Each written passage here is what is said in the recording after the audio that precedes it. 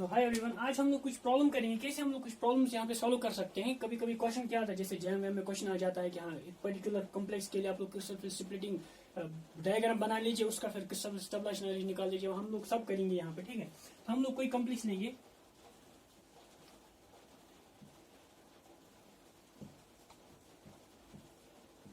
मेरे पास ये कॉम्प्लेक्स है, दूसरा कॉम्प्लेक्स है मेरे पास CO F6 3 माइनस, ठीक है। तो आप लोगों को जैसे हम लोगों ने तब पढ़ा था कि लिमिटेशन ऑफ किसका वैलेंस बॉन्ड थ्योरी था कि कुछ कॉम्प्लेक्स अगर हमारा ऑक्सीजन नंबर यहाँ पर कोबाल्ट का ऑक्सीजन नंबर क्या है +3, यहाँ पर भी कोबाल्ट का ऑक्सीजन नंबर +3 है। तो कुछ कॉम्प्लेक्स हमारे पास है जो मेटल एटम सेम होता है, ऑक्सीजन नंबर भी सेम होता है, लेकिन कुछ हमारे पैरामैग्नेटिक होते हैं, कुछ डायमैग्नेटिक होते हैं, कुछ हाई स्पिन होते हैं, कुछ लो स्पिन होते हैं। तो आज हम लोग यहाँ से देख सकते हैं कि कैसे क्रिस्टल स्प्लिटिंग एनर्जी या क्रिस्टल स्प्लिटिंग डायग्राम या क्रिस्टल स्प्लिटिंग थ्योरी कैसे उन जो हमारा लिमिटेशन आ रहा था वैलेंस बॉन्ड थ्योरी में कैसे उनको एक्सप्लेन करेगा, ठीक है। तो हम सबसे पहले क्या बनाएंगे, तो सबसे पहले हम लोग इसका क्रिस्टल स्प्लिटिंग एनर्जी बनाएंगे। मेटल जो हमारा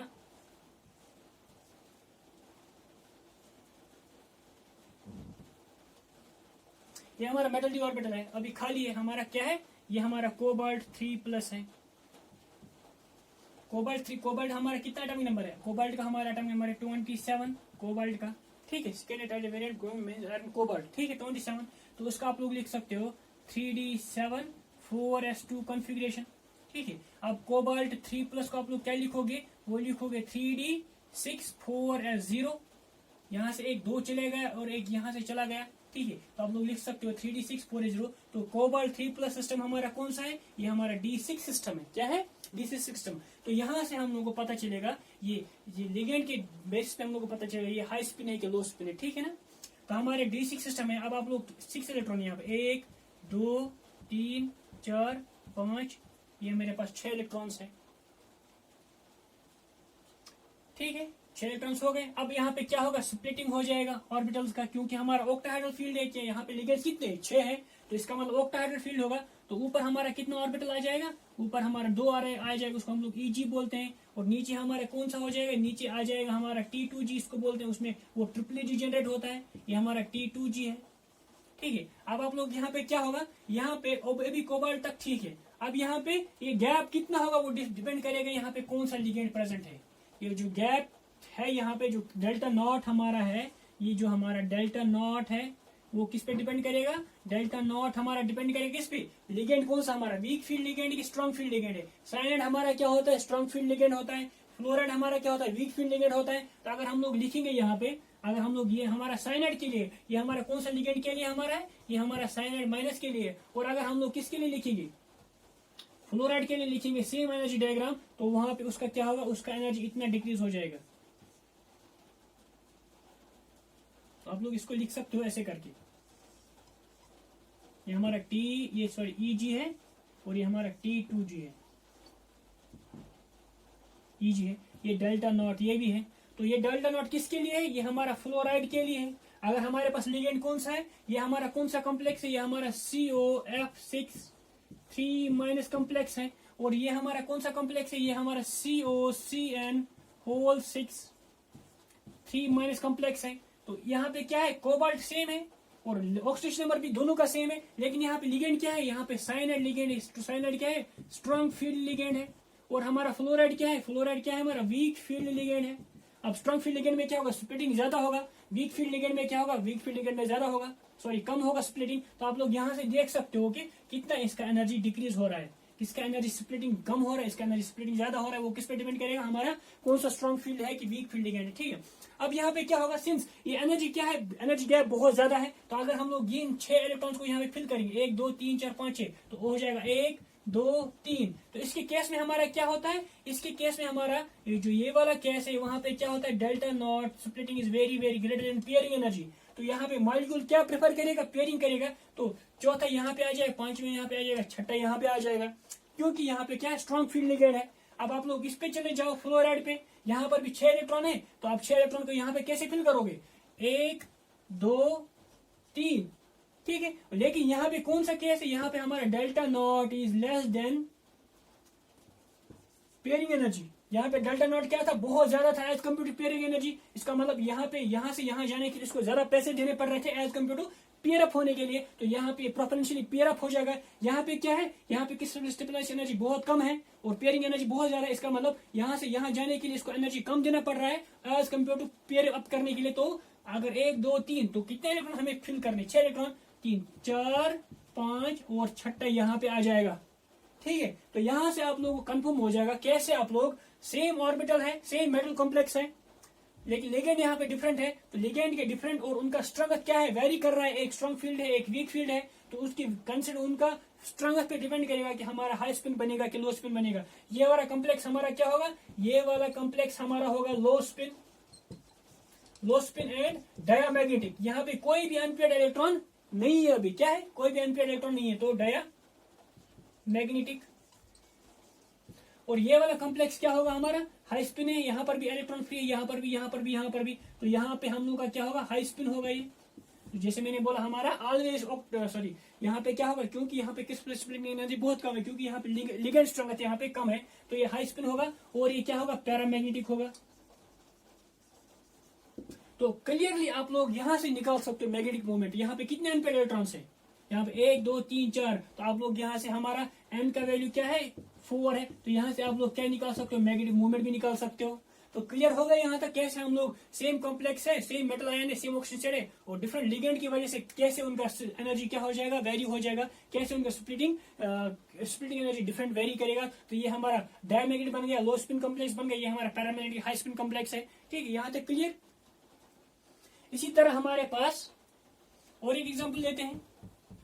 तो आप लोग कोई सा भी एग्जाम्पल लेने के बाद उसको क्रिस्टल फील्ड स्प्लिटिंग एनर्जी से या क्रिस्टल फील्ड स्प्लिटिंग थ्योरी से आप लोग एक्सप्लेन करोगे, वेदर उसमें मैग्नेटिक मूवमेंट कितना है, वो पैरामैग्नेटिक है, डायमैग्नेटिक है, उसमें स्प्लिटिंग एनर्जी कितना होगा, ठीक है, मैग्नेटिक मूवमेंट कितना होगा उसमें, ठीक है, वो पूरा जो हम लोगों ने अभी तक पढ़ा है, तो आप लोग पूरा थ्योरी यूज करके यहाँ से इसका सोल्यूशन निकाल सकते हो। यहाँ तक क्लियर। इसी तरह और एक कॉम्प्लेक्स ले लेते हैं।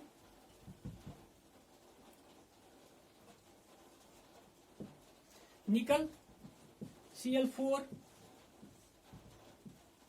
2-, ठीक है, इसका हम लोग ये क्या है, ये सिंस ये कौन सा कॉम्प्लेक्स है, Ml4, तो सिंस अभी हम लोगों ने टेट्राहेड्रल की पढ़ा है, तो ऑब्वियसली ये टेट्राहेड्रल कॉम्प्लेक्स होगा। अब इसको टेट्राहेड्रल को हम लोग कैसे एक्सप्लेन करेंगे वो हम लोग देखेंगे किस स्प्लिटिंग एनर्जी में। निकल का एटॉमिक नंबर होता है 28, ठीक है। अब निकल का 28 क्या होगा, वो 3d8 4s2 बन जाएगा, बना। तो यहाँ से निकल का ऑक्सीजन नंबर क्या है, यहाँ पे +2 ऑक्सीजन नंबर है, तो s में से 2 इलेक्ट्रॉन हो जाएगा। जब हमारा निकल 2 बन जाएगा तो यहाँ पे हो जाएगा 3d8 4s0 बन जाएगा। ये हमारे जो ऑर्बिटल d में वहां पे कितने इलेक्ट्रॉन होंगे, हम लोग बोल सकते हैं D8 सिस्टम है। क्या है ये, D8 सिस्टम है। अब D8 को यहाँ पे आप फिल करो, 1 2 3 4 5 6 7 8, ठीक है। अब यहाँ पे क्या होगा, क्रिस्टल फील्ड जब लिगेंड अप्रोच करेगा तो यहाँ पे स्प्लिटिंग हो जाएगा लिगेंड्स का। ऊपर हमारा क्या आ जाएगा, ऊपर हमारा आ जाएगा T2, क्योंकि ऑक्टाहेड्रल में उल्टा हो जा रहा है। जैसे अगर हम लोग टेट्राहेड्रल में लेंगे तो यहाँ पे नीचे हमारा क्या आ रहा है, हमारा E आ रहा है, ठीक है। अब यहाँ पे आप लोग क्या बनेगा, ये मैंने ऑलवेज बोला है, यहाँ पे जो हमारा जो crystal field delta not delta T होता है, वो डेल्टा टी ऑलवेज क्या होता है, लेस देन पेयरिंग एनर्जी होता है। इसका मतलब यहाँ पे ज्यादा एनर्जी देने पड़ेगा इलेक्ट्रॉन को पेयर करने के लिए एज कम्पेयर टू इलेक्ट्रॉन को यहाँ से यहाँ लाने के लिए, ठीक है, यहाँ ले जाने के लिए, एक्साइट करने के लिए। तो इसका मतलब ये ऑलवेज क्या बनेगा, ये ऑलवेज बनेगा हाई स्पिन कॉम्प्लेक्स। हमारा क्या बनेगा, हाई स्पिन कॉम्प्लेक्स। तो कैसे हाई स्पिन कॉम्प्लेक्स बनेगा, अब 8 इलेक्ट्रॉन को करना है यहाँ पे अरेंज, 1 2 3 4 5 6 7 8, ठीक है। अब 8 इलेक्ट्रॉन हो गए। क्या एनर्जी गैप क्या है, बहुत कम है, तो एनर्जी बहुत यहाँ पे पेयरिंग नहीं हो पाएगा, क्योंकि लिगेंड फील्ड क्या है, लिगेंड फील्ड पे भी वेरी नहीं करेगा ये। तो यहाँ पे हमारा, यहाँ पे क्या बना हमारा, तो हमारा एन का वैल्यू क्या है, ये हमारा हो गया, सिंस 2 अनपेयर्ड इलेक्ट्रॉन है तो ये हो गया हाई स्पिन, ठीक है। हाई स्पिन का मतलब ये हो गया पैरामैग्नेटिक, पैरामैग्नेटिक हो गया, ठीक है। पैरामैग्नेटिक होने की वजह से यहाँ एन का वैल्यू क्या है, एन का वैल्यू 2 है, तो मैग्नेटिक मूवमेंट आप लोग निकाल सकते हो इक्वल टू √n × n+2। तो इसका हाइब्रिडेशन क्या होगा, सिंस ये तो सब ऑर्बिटल फ्लूइड है, तो बाकी ऑर्बिटल वहां पे कौन सा रहा, अब उसके बाद s हो गया और p3 हो गया, तो उसका हाइब्रिडेशन हो जाएगा sp3। तो sp3 हम लोग यहाँ से हम लोग क्रिस्टल फील्ड सेपरेशन से हाइब्रिडाइजेशन नहीं निकाल सकते। हम लोग यहाँ से मैग्नेटिक मूवमेंट, हम लोग यहाँ से ट्रांजिशन जो हम लोग पढ़ेंगे कलर वाला, हम लोग यहाँ से देखें हाई स्पिन कॉम्प्लेक्स है या लो स्पिन कॉम्प्लेक्स है, ठीक है। हाइब्रिडाइजेशन निकालने के हम लोगों को कहाँ पे जाना पड़ेगा, वैलेंस बॉन्ड थ्योरी में, ठीक है। तो दोनों कॉम्प्लेक्स, दोनों कॉन्सेप्ट यूज करने के बाद हम लोग फिर वैलेंस बॉन्ड थ्योरी में जा सकते हैं। ये क्लियर हो गया। इसका मतलब निकल हमारा टेट्राहाइड्रल है, तो निकल का हम लोग ऐसे स्ट्रक्चर लिख सकते हैं, निकल 1 2 3 4, एक क्लोरीन यहाँ पे, दूसरा क्लोरीन यहाँ पे, तीसरा क्लोराइड यहाँ पे, चौथा क्लोराइड यहाँ पे हमारा, तो निकल का यहाँ पे +2 है। तो ये तो हमारा हो गया टेट्राहाइड्रल। तो टेट्राहाइड्रल स्ट्रक्चर हो गया। तो निकल का हमारा क्या है, टेट्राहाइड्रल स्ट्रक्चर। तो अकॉर्डिंगली आप लोग क्रिस्टल फील्ड थ्योरी से निकाल सकते हैं। ये पैरामैग्नेटिक है, डायमैग्नेटिक है, उसमें नंबर ऑफ अनपेयर्ड इलेक्ट्रॉन्स कितने हैं, तो ऐसे आप लोग सॉल्व भी कर सकते हो। कभी डायरेक्ट क्वेश्चन आ जाता है, कभी इसमें से बहुत सारे क्वेश्चन आते हैं, ठीक है ना। या कैसे टाइप के क्वेश्चन आते हैं, आपको देंगे सिंपल डी ऑर्बिटल में कितने देंगे, डी सिस्टम देंगे आपको, D1 सिस्टम है, D2 सिस्टम है, D4 सिस्टम है। उसके बाद आप लोग बोलेंगे ये हाई स्पिन कॉम्प्लेक्स है या लो स्पिन कॉम्प्लेक्स है। तो अकॉर्डिंगली आप लोगों को क्या निकालना पड़ेगा, मैग्नेटिक मूवमेंट। फॉर एग्जांपल अगर मेरे पास एक आप लोगों को बोला जाएगा कि यहाँ पे आप लोग क्या निकालो, क्रिस्टल फील्ड स्टेबलाइजेशन एनर्जी निकाल लो। किसके लिए निकालना है, आपको अलग अलग कॉम्प्लेक्स दिया जाएगा। फॉर एग्जाम्पल अगर मैं बोलूंगा आपको D5 सिस्टम के लिए, कौन सा है ये, ऑक्टाहाइड्रल है, मगर ये कौन सा, लो स्पिन। ऑक्टाहाइड्रल लो स्पिन है। अब D5 सिस्टम तो 2 हो सकते हैं, टेट्राहाइड्रल भी हो सकता है, ऑक्टाहाइड्रल भी हो सकता है। लेकिन अगर यहाँ पे मेंशन किया जाएगा, अगर ये वाला मेंशन नहीं किया होगा तब सिंपली कॉम्प्लेक्स दिया हो जाएगा। तो Ml6 अगर दिया होगा इसका मतलब ऑक्टाहाइड्रल हो गया। तो अगर कॉम्प्लेक्स नहीं दिया हुआ तो सिंपली लिखा होगा ऑक्टाहाइड्रल कॉम्प्लेक्स, ठीक है। तब भी आप लोग कंसिडर करोगे ये क्या है, ऑक्टाहाइड्रल है, ठीक है। या फिर यहाँ पे जरूरी दिया होगा कि लो स्पिन कॉम्प्लेक्स है कि हाई स्पिन कॉम्प्लेक्स है। D5 सिस्टम हमारा लो स्पिन कॉम्प्लेक्स है, इसका मतलब क्या होगा, अगर D मींस कौन सा, ऑक्टाहाइड्रल है, तो हम लोग कैसे इसको सॉल्व करेंगे। D5 सिस्टम हमारा है, तो हम लोग इसको ऐसे सॉल्व करेंगे। जो D ऑर्बिटल हमारे हैं इसमें कितने इलेक्ट्रॉन है, 5, 1 2 3 4 5। अब ये स्प्लिट हो जाएगा। इसका energy low spin complex means delta not is very greater than pairing energy, है कि नहीं। अब लोग लिख सकते हो यहाँ पे। तो यहाँ ऊपर जो हमारा क्या बनता है, ऑक्टाहाइड्रल फील्ड में हमारा स्प्लिटिंग कैसे हो जाता है, T2G ऊपर नीचे आ जाता है और EG ऊपर आ जाता है। तो इसको सॉल्व करने के लिए आप लोग ऐसे बना सकते हो। फिर जब आपका प्रैक्टिस हो जाएगा तो आप लोग जल्दी कर सकते हो इसको। तो अब 5 इलेक्ट्रॉन क्या है, यहाँ पे क्या है, डेल्टा नॉट बहुत ज्यादा है as compare to pairing energy के लिए, तभी ये लो स्पिन कॉम्प्लेक्स बन जाएगा। ये वाला कंडीशन, इसका मतलब जब इलेक्ट्रॉन हम लोग फिल करेंगे 5, 1 2 3, चौथा इलेक्ट्रॉन यहाँ पे नहीं जा पाएगा क्योंकि ये लो स्पिन कॉम्प्लेक्स है, इसका स्प्लिटिंग एनर्जी बहुत ज्यादा है। तो चौथा यहाँ पे आ जाएगा, पांचवा यहाँ पे आ जाएगा। अगर आप लोगों को आप बोला जाएगा इसके लिए क्रिस्टल फील्ड स्टेबलाइजेशन एनर्जी निकालने के लिए, तो यहाँ से यहाँ पे कितना होता है, ये होता है 0.4 माइनस 0.4, यहाँ से यहाँ कितना होता है, वो 0.6 हो जाता है। आप लोग निकालो crystal field stabilization energy for octahedral complex. हम लोग कैसे निकालते हैं, और हम लोग बोलते हैं -0.4 into number of electrons in T2G orbital. T2G orbital में हमारे कितने इलेक्ट्रॉन्स, 1 2 3 4 5, तो 5 plus 0.6 into number of electrons in EG orbital. EG orbital में हमारा कोई नहीं है, 0 हो गया, into delta O plus octahedral complex में हम लोग पेयरिंग एनर्जी कंसिडर कर रहे हैं, है कि नहीं। तो हो गया 5 4 20, हो गया -0.2.0, ये तो 0 हो गया। डेल्टा नॉट प्लस P का वैल्यू क्या है यहाँ पे, 1 2, क्योंकि एक पेयरिंग है, 2 पेयरिंग है, तो 2P आ जाएगा। तो इसका मतलब यहाँ पे क्रिस्टल फील्ड स्टेबलाइजेशन एनर्जी किस कॉम्प्लेक्स के लिए, D5 कॉम्प्लेक्स के लिए ये वाला आ जाएगा। क्लियर। तो आप लोग देखा कि कैसे हम लोग D5 सिस्टम हमारा हाई स्पिन है या लो स्पिन है। अगर हमारा लो स्पिन है, ऑक्टाहाइड्रल कॉम्प्लेक्स है, तो हम लोग कैसे उसका क्रिस्टल फील्ड स्टेबलाइजेशन एनर्जी निकाल सकते हैं। तो अकॉर्डिंगली अगर हम लोग यहाँ से क्या निकाल सकते हैं, मैग्नेटिक मूवमेंट भी निकाल सकते हैं। तो सेम कंसेप्ट यहाँ पे है। अब यहाँ पे कितने अनपेयर्ड इलेक्ट्रॉन रहेगा, 1, तो n का वैल्यू यहाँ पे क्या है, 1 है। हम लोग निकाल सकते हैं √1 इंटू 1 प्लस 2, तो हो गया √3। तो 3 यहाँ पे इसका मैग्नेटिक मूवमेंट निकल जाएगा। तो मैग्नेटिक मूवमेंट भी निकाल सकते हैं और हम लोग क्रिस्टल फील्ड स्टेबलाइजेशन एनर्जी भी निकाल सकते हैं यहाँ से, ठीक है। और एक एग्जांपल लेते हैं हम लोग। तो एग्जांपल जो हमारा प्रॉब्लम है यहाँ पे, वो आपको पूरा जो सब कंसेप्ट जो अभी तक आप लोगों ने पढ़ा है, सब कंसेप्ट लगा के, सब दिमाग लगा के, तभी आप लोग ये प्रॉब्लम सॉल्व कर सकते हो, ठीक है। उतना टफ प्रॉब्लम नहीं है, लेकिन जो हमारा सेकंड सेमेस्टर वाले हैं, सॉरी 4th सेमेस्टर वाले हैं अभी, तो उनके लिए थोड़ा टफ लगेगा, लेकिन आप लोग प्रैक्टिस करोगे तब इजी हो जाएगा। फॉर एग्जाम्पल मेरे पास D5 सिस्टम है, सिंपल मेरे पास यही है, D5 सिस्टम है, ऑक्टाहाइड्रल दिया हुआ है और बोला है high spin complex. Octahedral means तो स्प्लिटिंग कैसे होगा, नीचे हमारा T2G होगा। तो पहले सबसे पहले दिमाग में जब ऑक्टाहेड्रल हो गया तो नीचे हमारा T2G होगा और ऊपर क्या होगा EG होगा हमारा, ठीक है। High spin means, high spin का मतलब हो गया delta not is very very less than pairing energy. इसका मतलब यहाँ पे इलेक्ट्रॉन ऊपर जाएगा एज कम्प्यूटर पेयरिंग हो जाएगा, ठीक है। अब आप लोग 5 इलेक्ट्रॉन को यहाँ पे अरेंज करो, 1 D5 सिस्टम है ये, 2 3। अब पेयरिंग एनर्जी क्या है, बहुत ज्यादा है, तो इलेक्ट्रॉन यहाँ पे पेयर नहीं हो पाएगा, तो इलेक्ट्रॉन ऊपर चला जाएगा, 4 और 5 हो जाएगा। अब आप लोग क्रिस्टल फील्ड स्टेबलाइजेशन एनर्जी निकालो इसके लिए, वो हो गया -0.4, क्योंकि नीचे वाला ऑर्बिटल के लिए होता है -0.4 into number of T2G electron. T2G कितने हमारे 3 plus 0.6 into number of EG electron कितने हमारे 2 है, ठीक है। तो सिंपल फॉर्मूला लगाने के बाद 4 से 12 -1.2 प्लस 6 to 12 1.2 प्लस 1.2, ठीक है। पेयरिंग एनर्जी क्या होगा यहाँ पे 0p, तो पेयरिंग एनर्जी कुछ होगा ही नहीं, तो आप लोग लिख सकते हो यहाँ पे क्रिस्टल फील्ड स्टेबलाइजेशन एनर्जी क्या आ गया 0 आ गया। तो आप लोग देखोगे कॉम्प्लेक्स D5 है, ऑक्टाहेड्रल है, लेकिन ये साइन चेंज करने से whether it is high spin complex और लो स्पिन कॉम्प्लेक्स, उसके बेस पे आप लोगों का क्रिस्टल फील्ड स्टेबलाइजेशन एनर्जी निकल जाएगा। तो आप लोगों का अलग अलग वैल्यू आ जाएगा। कभी जैसे आप लोगों को क्वेश्चन दिया जाएगा कि D5 सिस्टम के लिए आप लोग क्रिस्टल फील्ड स्टेबलाइजेशन एनर्जी निकालो, तो वहां पे वैल्यू क्या होगा जो आप लोगों ने इससे पहले भी निकाला था, तो अभी 0 भी हो जाएगा वैल्यू और कुछ वैल्यू होगा। तो आप लोगों को देखना है कि हाई स्पिन कॉम्प्लेक्स है लो स्पिन कॉम्प्लेक्स है, on the base of that आप लोग निकाल सकते हो इसका क्रिस्टल फील्ड स्टेबलाइजेशन एनर्जी। और यहाँ पे n का वैल्यू क्या है, n का वैल्यू 5, तो ये हाईली मैग्नेटिक होगा √5 इंटू 5 प्लस 2, तो यहाँ से आप लोग का निकलेगा मैग्नेटिक मोमेंट, ठीक है। क्लियर है। इस तरह और एग्जाम्पल ले सकते हैं हम लोग। तो on the base of this theory तो हम लोग निकाल सकते इजिली हमारा फर्ज। इसी तरह हम लोग को D4 दिया हुआ है, D4 हमारा है टेट्राहाइड्रल। तो टेट्राहाइड्रल में हमारा कोई जब टेट्राहाइड्रल दिया जाएगा तो यहाँ पे कुछ और लिखा नहीं जाएगा कि टेट्राहाइड्रल हाई स्पिन है कि लो स्पिन है, ये हम लोगों को पता होता है ऑलरेडी। ये क्या होता है, ये ऑलवेज हाई स्पिन होता है हमारा, तो लिखा नहीं जाएगा यहाँ पे, ठीक है। इस तरह हमारे पास D6 सिस्टम है, तो यहाँ पर भी अगर टेट्राहाइड्रल दिया जाएगा तो यहाँ पे लिखा नहीं जाएगा वेदर हाई स्पिन कॉम्प्लेक्स है या लो स्पिन कॉम्प्लेक्स, क्योंकि ये हम लोग को अंडरस्टूड है, जो हम लोग ने थ्योरी में पढ़ा कि crystal field splitting energy for tetrahedral बहुत कम होता है, तो ऑलवेज हाई स्पिन कॉम्प्लेक्स बनेगा, ठीक है।